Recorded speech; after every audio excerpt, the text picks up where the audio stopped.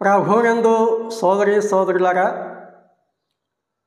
మనం దేవుని పరిశుద్ధ గ్రంథంలో దేవుని వాక్యమును చదువుకొని ధ్యానం చేసుకుందాం. దేవుని గ్రంథంలో అపోస్తలుడైన పౌలు తిమోతికి వ్రాసిన మొదటి పత్రిక 2వ అధ్యాయము 4వ వాక్యమును చదువుకుందాం. ఆయన మనుషులందరూ రక్షణ పొంది సత్యమును గూర్చిన అనుభవ జ్ఞానం కలవారై ఉండవలనని ఇచ్చేయించుచున్నారు. కొలస్సై పత్రిక 4వ అధ్యాయము 12వ వాక్యం చదువుకుందాం. మీలో ఒకరును క్రీస్తు యేసు దాసుడైన ఎపఫ్రా మీకు వందనములు చెప్పుచున్నారు. మీరు సంపూర్ణులను ప్రతి విషయంలో దేవుని చిత్తం గురించి సంపూర్ణ ఆత్మ నిశ్చయత కలవారిని నిలకడగా ఉండవలనని ఇతరెల్లప్పుడూ మీ కొరకు తన ప్రార్థనలలో పోరాడుచున్నారు. ప్రభువునందు సోదరి సోదరులారా, మనం దేవుని పరిశుద్ధ గ్రంథంలో 2 వాక్య భాగాలు చదువుకున్నాం. మొదటి వాక్య భాగంలో మానవుల ఎడల దేవుడు ఎటువంటి ఉద్దేశం కలిగి ఉన్నాడు అనే సంగతి మనం చదువుకున్నాం. 2వ భాగంలో ఎపఫ్రా చేసిన ప్రార్థనలో దేవుని యొక్క చిత్తము ఏ రీతిగా మనం గ్రహించాలి అనే ఆశ కలిగి ప్రార్థన చేసినట్లుగా మనము చూస్తున్నాం. దేవుని చిత్తము, దేవుడు మానవులను కలగజేశారు. ప్రతి మానవుని జీవితంలో దేవుడు నిర్దిష్టమైన ప్రణాళిక కలిగి ఉన్నాడు. దేవుని యొక్క చిత్తమును మానవులు గ్రహించి దైవ చిత్తానుసారంగా జీవించినప్పుడు దేవుడు మానవులను దీవిస్తారు అని దేవుని యొక్క వాక్యం ద్వారా దేవుడు మనకు తెలియపరుస్తున్నాడు. మొదటిగా మానవుల ఎడల దేవుడు ఏ ఉద్దేశం కలిగి ఉన్నారో దేవుడి తన గ్రంథంలో వ్రాయించాడు. మానవుల ఎడల దేవుని యొక్క ఉద్దేశం ఏమిటి, లేక అనే చిత్తం ఏమిటి అనే సంగతి మనం ఆలోచన చేసినప్పుడు మనుషులందరూ రక్షణ పొందాలి. మనుషులందరూ రక్షణ పొందాలి. ఇది మానవుల ఎడల దేవుని ప్రాథమికమైన లేక ప్రాముఖ్యమైనటువంటి ఉద్దేశంగా మనము చూస్తున్నాం. మానవుడు శిక్షకు లోనై ఉన్నాడు. ఆ శిక్ష నుండి విడుదల పొందాలి, నిత్య నాశనం నుండి విడుదల పొందాలి, నిత్య జీవం పొందాలి అని దేవుడు కోరుకుంటున్నాడు. యోహాను సువార్త 6వ అధ్యాయము 40వ వచనంలో ఈ సత్యమును మనం చూస్తున్నాం. కుమారుని చూచి ఆయనందు విశ్వాసంచు ప్రతివాడును నిత్య జీవము పొందుటయే నా తండ్రి చిత్తము, అంత్యదినమున నేను వానిని లేపోదును. కుమారుని చూచి ఆయనందు విశ్వాసంచు ప్రతివాడును నిత్య జీవము పొందుటయే నా తండ్రి చిత్తము అని ప్రభువు యేసుక్రీస్తు వారు ఇక్కడ తెలియజేస్తుంటున్నారు. దేవుని చిత్తం ఏమిటి అనే సంగతి మనం ఆలోచన చేసినప్పుడు మనుషులందరూ రక్షణ పొందాలి, మనుషులందరూ శిక్ష నుండి విడుదల పొందాలి. అంత మాత్రమే కాదు, నిత్య జీవం పొందాలి. నిత్య జీవముగా నిరంతరము దేవునితో జీవించే గొప్ప భాగ్యం. దానినే ఎటర్నల్ లైఫ్ అని ఇంగ్లీష్లో మనం చూడవచ్చు. పరలోకపు దేవునితో, సృష్టికర్తైన దేవునితో, ఆత్మయ్యున్న దేవునితో నిరంతరము జీవించుట. మానవులందరూ కూడా ఏ మినహాయింపు లేకుండా ప్రతి ఒక్కరూ శిక్ష నుండి విడుదల పొందాలి, నిత్య జీవము అనుభవించాలి. అది పరలోకపు దేవుని యొక్క చిత్తం. సకల మానవుల ఎడల అదే దేవుని చిత్తమని దేవుని యొక్క గ్రంథములో దేవుడు తెలియపరుస్తుంటున్నాడు. రెండవదిగా, సకల మానవుల ఎడల దేవుని యొక్క చిత్తము ఏమనగా సత్యమును గూర్చిన అనుభవ జ్ఞానము కలిగి ఉండాలి. ఏ జ్ఞానము? మానవులకు లోక జ్ఞానం ఉండవచ్చు, విద్యా జ్ఞానం ఉండవచ్చు, లేక అనేక రకాల జ్ఞానము మానవులు కలిగి ఉండవచ్చు. దయ్యముల జ్ఞానం కూడా లోకంలో ఉన్నదని దేవుడు తన గ్రంథంలో రాయించాడు. కలిగి ఉన్న జ్ఞానాన్ని బట్టి కొందరు అతిశయిస్తుంటారు. అయితే దేవుడు తన గ్రంథంలో ఏం తెలియజేశాడంటే, ఈ లోక జ్ఞానం వ్యర్థము అని దేవుడు తెలియజేశాడు. ఈ లోక జ్ఞానము దేవుని యొక్క దృష్టిలో వ్యర్థము అని చెప్పాడు. అయితే మానవులందరూ ఎలాంటి జ్ఞానం కలిగి ఉండాలో దేవుడు తెలియపరుస్తున్నాడు. సత్యమును గూర్చిన అనుభవ జ్ఞానం కలిగి ఉండాలి అని చెప్తున్నాడు. అనుభవ జ్ఞానం అక్షర జ్ఞానం కాదు. అనేకులు అక్షర జ్ఞానం కలిగి ఉంటారు, దానివలన ఏమీ ప్రయోజనం లేదు. అనుభవ జ్ఞానం కలిగి ఉండాలి. అనుభవ జ్ఞానం కలిగి ఉండాలని దేవుడు తెలియజేస్తుంటున్నాడు. సత్యము అనగా ఏమిటి? ఇందులో రెండు సంగతులు మనము గమనించవలసి ఉంటున్నాం.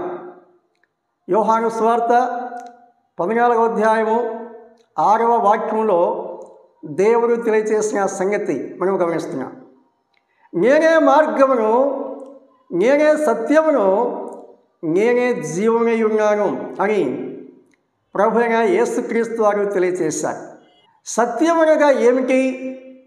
అబద్ధమునకు వేరైనది, అబద్ధమునకు అసత్యమునకు భిన్నమైనది సత్యము. ఆ సత్యము ప్రభువైన యేసుక్రీస్తు వారే అయ్యున్నారని దేవుడు తన వాక్యము ద్వారా తెలియపరిచాడు.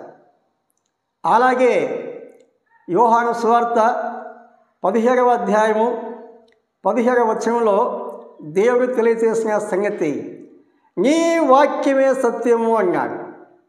సత్యము నందు వీరిని ప్రతిష్ఠ చేయము, నీ వాక్యమే సత్యము అని చెప్పాడు. సత్యము ఎక్కడున్నది అని మనం ఆలోచిస్తే, దేవుడే సత్యమై ఉన్నాడు. దేవుని యొక్క మాట, దేవుని యొక్క వాక్యము సత్యమై ఉన్నది. దేవునికి వేరైనది, దేవుని వాక్యానికి వేరైనది సత్యము కాదు అని దేవుడు తన గ్రంథంలో తెలియజేశాడు. ప్రతి వ్యక్తి కూడా ఎలాంటి అనుభవం కలిగి ఉండాలి, దేవుడు ఎటువంటి ఆశ కలిగి ఉన్నాడు చూస్తే, సత్యమును వచ్చిన అనుభవ జ్ఞానం కలిగి ఉండాలి అని దేవుడు తెలియజేస్తున్నాడు. అనుభవంలో ఎరిగి ఉండుట తేనె తీయగా ఉంటుందని ఎన్నిసార్లు చెప్పినా దాని వలన ఉపయోగం లేదు. కానీ ఆ రుచి మనకు తెలియాలంటే ఏం చేయాలి? ఆ తేనె మనం తినాలి. ఆ తేనె మనం తింటే దాని యొక్క రుచి, దాని యొక్క మాధుర్యం, తద్వారా కలిగే శక్తి, ఆరోగ్యం ఎలాగుంటుందో మన అనుభవంలో మనము గ్రహించగలం. దేవుని విషయంలో కూడా దేవుడు ఏం తెలియజేస్తున్నాడు?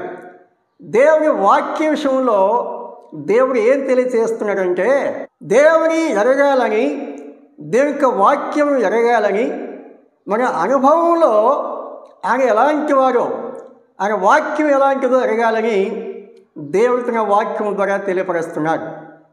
అలాంటి అనుభవాల్లో మనం సాగిపోదాం గాక. మూడవదిగా మనం చూస్తే తెస్సలోనిక మొదటి పత్రిక 4వ అధ్యాయము 3-5 వాక్యాల్లో దేవుడు ఈ రీతిగా తెలియజేశాడు. పరిశుద్ధులుగా ఉండుటయే దేవుని చిత్తము అని చెప్పాడు. దేవుని యొక్క వాక్యంలో మనం ప్రారంభం నుండి చివరి వరకు గమనిస్తే దేవుడు పరిశుద్ధుడు అనే సత్యము తేటగా మనకు కనిపిస్తుంది. దేవుని యందు విశ్వాసం ఉంచిన ప్రతి విశ్వాసి కూడా ఎలాగూ జీవించాలి, పరిశుద్ధముగా జీవించాలి. పరిశుద్ధులుగా ఉండుటకే మిమ్మల్ని పిలిచారు అని దేవుడు తెలియచేస్తుంటున్నాడు. పరిశుద్ధులుగా ఉండాలి.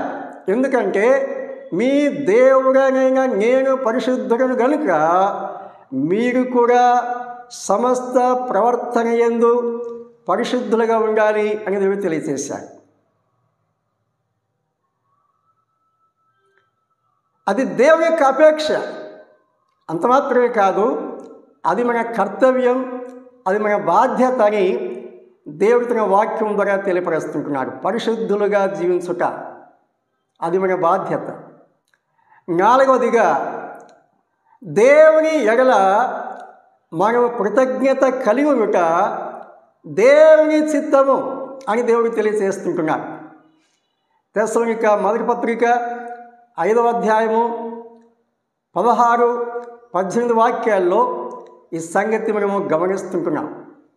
ప్రతి విషయమందును కృతజ్ఞతాస్తుతులు చెల్లించుడి, ఈలాగు చేయుట మీ విషయంలో దేవుని చిత్తము అని అక్కడ మనం గమనిస్తాం.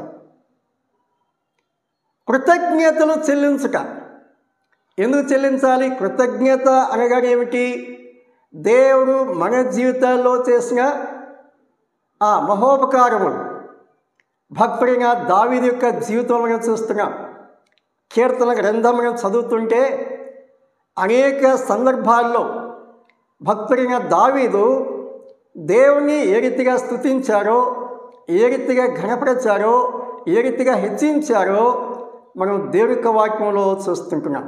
ప్రత్యేకంగా అనేక మందికి బాగా గుర్తున్న వాక్యం 103వ కీర్తన ప్రారంభం నుండి మనం చూసినప్పుడు, నా ప్రాణమా యెహోవాను సన్నుతించుము, నా అంతరంగమున సమస్తమా ఆయన పరిశుద్ధ నామమును సన్నుతించుము, నా ప్రాణమా యెహోవాను సన్నుతించుము, ఆయన చేసిన ఉపకారములలో దేనిని మరువకుము అని చెప్పాడు.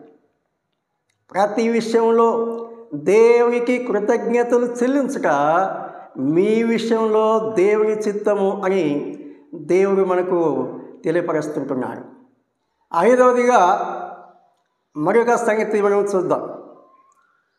యోహాను సువార్త 6వ అధ్యాయం 39వ వాక్యం, ఆయన నాకు అనుగ్రహించిన దాని అంతటిలో నేనేమీ పోగొట్టుకొనక అంత్య దినమున దాని లేపుటయే నన్ను పంపిన వాని చిత్తమై ఉన్నది.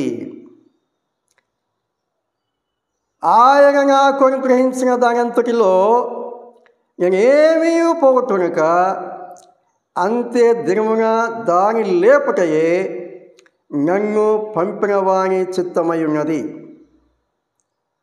మన విషయంలో దేవుని యొక్క చిత్తం ఏమిటంటే అంత్య దినమున మనలను మృతులలో నుండి లేపబోతున్నాడు. అది దేవుని యొక్క చిత్తం. ప్రభువైన క్రీస్తు యేసునందు విశ్వాసించిన వారికి ఉన్నటువంటి ఆ దృఢ నిశ్చయత ఏమిటంటే, ఏ రోజు ఈ లోకం విడిచినా నేను ప్రభువుతో సదాకాలం జీవిస్తాను. ఇది స్వార్థను విని, స్వార్థ సత్యను గ్రహించి క్రీస్తు యేసునందు విశ్వాసించిన వారి యొక్క దృఢ నిశ్చయత ఏమిటంటే, ఏ రోజు నేను ఈ లోకం విడిచినా దేవునితో సదాకాలం జీవిస్తాను. ఒక వ్యక్తి క్రీస్తు యేసు యందు విశ్వాసం ఉంచి మరణించినప్పుడు ఆ వ్యక్తి పరదేశకు వెళ్తున్నాడు. ఆ తరువాత ప్రభువైన క్రీస్తు యేసు వారు సంఘం కొరకు ఆయన ఆకాశమండలానికి వచ్చినప్పుడు ఆ పరదేశంలోని ఆత్మలు భూమిలో ప్రవేశించి ఆ మట్టిలో కలిసినటువంటి ఆ దేహాలు, క్షయమైపోయిన ఆ దేహాలు అక్షయత ధరించి సజీవులుగా తిరిగి లేస్తారు, ప్రభుతో కలిసి పరలోకానికి వెళ్ళిపోతారని దేవుని యొక్క వాక్యంలో దేవుడు తెలియపరుస్తున్నాడు. ఇది క్రీస్తు యేసు యందు విశ్వాసించిన వారి యొక్క దృఢ నిశ్చయత. ముందుగా జ్ఞాపం చేశాను. స్వార్థ విని క్రీస్తు యందు విశ్వాసం ఉంచి దేవుని ఆత్మచేత ముద్రించబడి దేవుని కుమారులుగా కుమార్తెలుగా చివరి వాక్య సత్యమును గ్రహించిన వారి యొక్క నిశ్చయత. సత్యమును గురించిన అనుభవ జ్ఞానం కలిగి ఉండాలని దేవుడు తెలియజేశాడు కదా. అలాంటి అనుభవ జ్ఞానం గల వారి నిరీక్షణ లేకపోతే నిశ్చయత ఏమిటంటే, నేను సదాకాలం ప్రభుతో జీవిస్తాను, సదాకాలం ప్రభుతో జీవిస్తాను. ఆ గొప్ప ధన్యత, ఆ గొప్ప విశ్వాసం, ఆ గొప్ప నిరీక్షణ క్రీస్తులో మనం కలిగి ఉన్నాం. ఇది మన ధన్యత, మన భాగ్యం. ఇంకా ఎవరైనా ఇలాంటి ధన్యత లేకపోతే, ఇలాంటి విశ్వాసం లేకపోతే, ఇలాంటి నిరీక్షణ లేకపోతే, క్రీస్తు యేసు యందు విశ్వాసం ఉంచి సత్యం గురించిన అనుభవ జ్ఞానం కలిగి ఉన్నట్లయితే నీవు కూడా ఈ నిరీక్షణ కలిగి ఉండగలవు. నీవు కూడా ప్రభుతో సదాకాలం జీవించగలవు. ఆ గొప్ప ధన్యత ఇంకా పొందినవారు ఈ సమయంలో పొందాలని దేవుడు తన వాక్యం ద్వారా తెలియపరుస్తుంటున్నాడు. అంతే దినముగా వారిని లేపుతాడు. అది దేవుని యొక్క చిత్తము, తండ్రి చిత్తం అని చెప్పేసి ప్రభువైన యేసుక్రీస్తు వారు తెలియచేసిన సంగతులు మేము గమనిస్తుంటున్నాం. ప్రభునందు సోదరి సోదరులారా, మానవుల ఎడల దేవుని చిత్తము ఏమై ఉన్నదో అనే అంశంలో 5 సంగతులు మేము గమనిస్తూ వచ్చాం. మొదటిది, మనుషులందరూ రక్షించబడాలి. రెండవది, క్రీస్తు యేసు యందు విశ్వాసం ఉంచిన వారు సత్యం గురించిన అనుభవ జ్ఞానం కలిగి ఉండాలి. మూడవది, పరిశుద్ధులుగా జీవించాలి. నాలుగవది, కృతజ్ఞతాస్తుతులు చెల్లించాలి. ఐదవదిగా, క్రీస్తు యేసు యందు విశ్వాసం ఉంచిన వారిని ఆయన సమాధుల నుండి లేపి పరలోకంలో చేరుస్తారు అనే సంగతి మనం గమనించాం. ఇప్పుడు ఒక విషయాన్ని గమనిద్దాం. ఇదివరకు మనం గమనించాము దేవుని యొక్క చిత్తంలో ఉన్నటువంటి అంశాలు. మరికొన్ని విషయాలు మనం ఆలోచన చేసినప్పుడు రోమాపత్రిక 12వ అధ్యాయం 2వ వాక్యంలో దేవుడు ఈ రీతిగా మనకు తెలియపరుస్తుంటున్నాడు.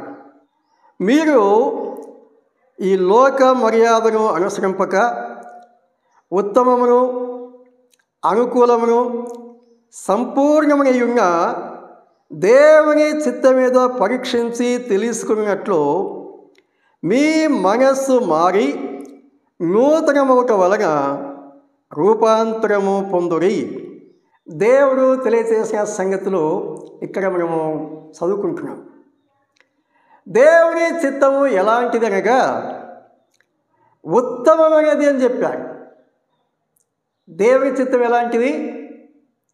ఉత్తమమైనది లేక మంచిది అని చెప్పాడు. మనము మనకున్న జ్ఞానాన్ని బట్టి, మనం చేసే ఆలోచనలు లేక మన దృష్టిలో ఏవైతే మంచిగా ఉన్నాయని చెప్పుకుంటున్నామో వాటన్నిటికంటే అతి శ్రేష్టమైనది ఏమిటంటే దేవుని చిత్తము. మన జీవితాల్లో దేవుని చిత్తం. ఇలా చేస్తే బాగుంటుంది, అలా చేస్తే బాగుంటుంది, ఇలా చేస్తే బాగుంటుంది, ఇలా చేస్తే అని మనము అనేక విషయాల్లో అనేక సార్లు ఆలోచన చేస్తుంటాం, ప్రణాళికలు రచిస్తుంటాం, కార్యాలు నెరవేరుస్తుంటాం. అంతా అయిపోయిన తర్వాత అలా చెయ్యకుండా ఉంటే బాగుండేది, ఇలా చేసి ఉంటే బాగుండేది అని మరలా మనం ఆలోచన చేస్తాం. ఆ చేసిన పనిలో పరిపూర్ణత అనేది మనం కల్పించాలి, తృప్తి అనేది కల్పించాలి. అయితే దేవుని చిత్తం అలాంటిది కాదు. ఒకసారి దేవుడు ఒక ప్రణాళిక వేస్తే, ఒక కార్యం జరిగిస్తే, అయ్యయ్యో పొరపాటు అయిపోయిందే, ఇలా అయిపోయిందే, ఇలా చేసి ఉండకూడదు కదా, అలా చేసింటే బాగుండేది కదా అని దేవుడు తిరిగి ఆలోచించవలసిన అవసరతలకు లేదు. దేవుడు సర్వజ్ఞాన సంపన్నుడు, జ్ఞానమునకు ఆయనే మితిలేని వాడు అని దేవుని యొక్క వాక్యంలో దేవుడు తెలియజేశాడు. ఆహా, దేవుని బుద్ధి జ్ఞానముల బాహుల్యము ఎంతో గంభీరం అని చెప్పి దేవుని యొక్క జ్ఞానమును వర్ణించి పౌలు శ్లాఘించారు. దైవ జ్ఞానము అనంతమైనది. కాబట్టి ఆయన ఒక ఆలోచన చేస్తే, ఒక కార్యం జరిగిస్తే అందులో మార్పులు చేర్పులు ఏమి అవసరం ఉండవు. అందుచేత దైవ చిత్తం అనేది అది 100% ఉత్తమమైనది అని చెప్పారు. రెండోది ఏమన్నారు? అనుకూలమైనదని చెప్పారు.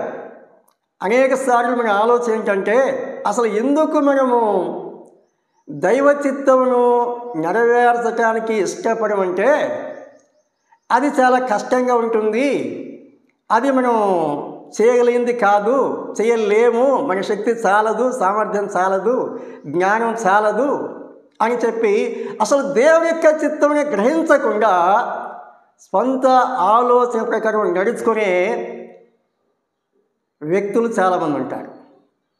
దేవుని ఆలోచన కంటే మన ఆలోచనే మంచిదన్నట్టుగా, మన ఆలోచనే అనుకూలమవుతుంది అన్నట్లుగా, మన ఆలోచనే కార్యం జరిగిస్తుందన్నట్లుగా మనం ముందుకు సాగిపోతుంటాం.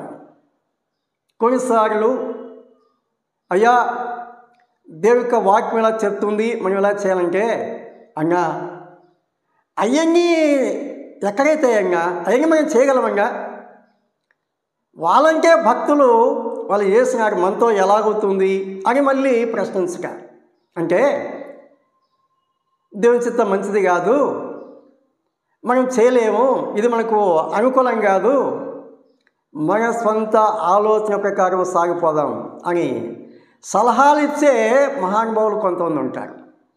వారికి నిండా వందనాలు. ఏం చేద్దాం? ఏం చేయలేం. దేవుని యొక్క వాక్యం ఏం చెప్తుందంటే,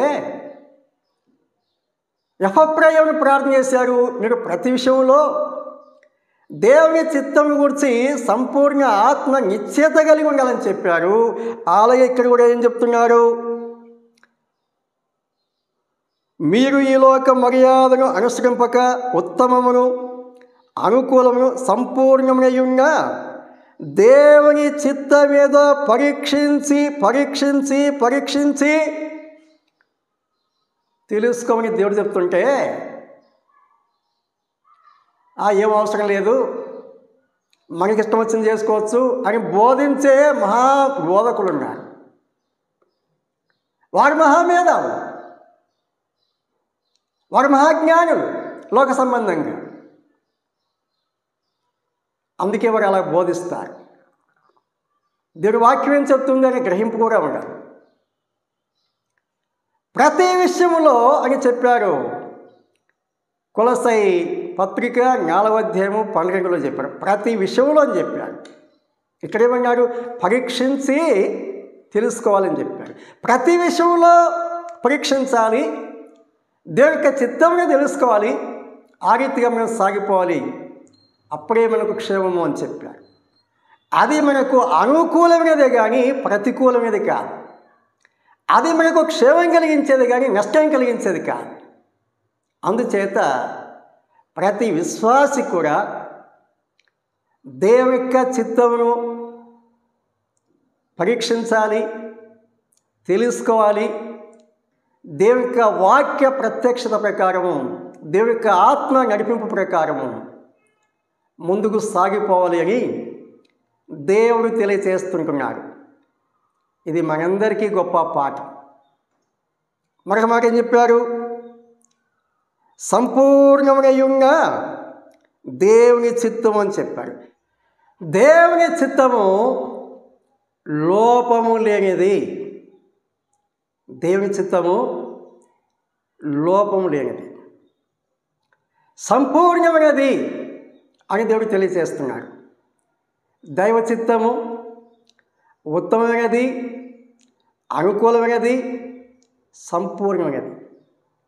అందుచేత ప్రతి విశ్వాసి కూడా దైవ చిత్తమును గ్రహించి, పరీక్షించి తెలుసుకొని దైవ చిత్తానుసారంగా ఈ లోకంలో జీవించాలని దేవుడు మనకు తెలియపరుస్తున్నాడు. చివరిగా ఒక మాట మనం జ్ఞాపకం చేసుకుందాం. యోహాను మొదటి పత్రిక 2వ అధ్యాయము 17వ వాక్యంలో ఈ రీతిగా మనం చదువుకుంటున్నాం. దేవుని చిత్తము జరిగించేవారు నిరంతరము నిలుచును అని చెప్పారు. లోకము దాని ఆశయు గతించును కానీ దేవుని వాక్యము నిత్యము నిలుచునని చెప్పారు. అలాగే దేవుని యొక్క చిత్తము నెరవేర్చువారు నిరంతరము జీవిస్తారు అని చెప్పారు. ప్రభునందు సోదరి సోదరులారా, దేవుడు సకల మానవుల నిర్దిష్టమైనటువంటి ప్రణాళిక కలిగి ఉన్నాడు, లేక అపేక్ష కలిగి ఉన్నాడు. మానవులందరూ శిక్ష నుండి విడుదల పొందాలి, నిత్య జీవం పొందాలి. క్రీస్తు యేసునందు విశ్వాసించిన ప్రతి వారు సత్యమును గురించిన అనుభవ జ్ఞానం కలిగి ఉండాలి, పరిశుద్ధులుగా జీవించాలి, కృతజ్ఞత కలిగి జీవించాలి. అలాగ జీవించినప్పుడు యేసుక్రీస్తు ప్రత్యక్షమైనప్పుడు తన వారిని బ్రతికిస్తారు, పరలోకానికి నడిపిస్తాడు. దైవ చిత్తము అది ఉత్తమమైనది, అనుకూలమైనది, సంపూర్ణమైనది. దేవుని చిత్తం జరిగించేవారే నిరంతరము జీవిస్తారు అని దేవుడు తెలియపరిచాడు. కాబట్టి మన జీవితాల్లో దేవుని చిత్తము దేవుడు తెలియచేసినట్లుగా ప్రతి ఒక్కరూ పరీక్షించి తెలుసుకోవాలి, సంపూర్ణ ఆత్మ నిశ్చయత కలిగి సాగిపోవాలి. అప్పుడే దైవ చిత్తం మన జీవితాల్లో నెరవేర్చబడుతుంది. దేవుని యొక్క ఆశీర్వాదాలు సమృద్ధిగా పరిపూర్ణంగా మనము పొంది అనుభవించగలము, ఆనందించగలము. దేవుడి తన వాక్యమును మనందరి క్షమార్థమై, దేవుని యొక్క మహిమార్థమై దీవించి స్థిరపరచి ఫలింపచ్చునుగాక. ప్రభు పేరిట అందరికీ వందనాలు తెలియజేస్తుంటున్నాను.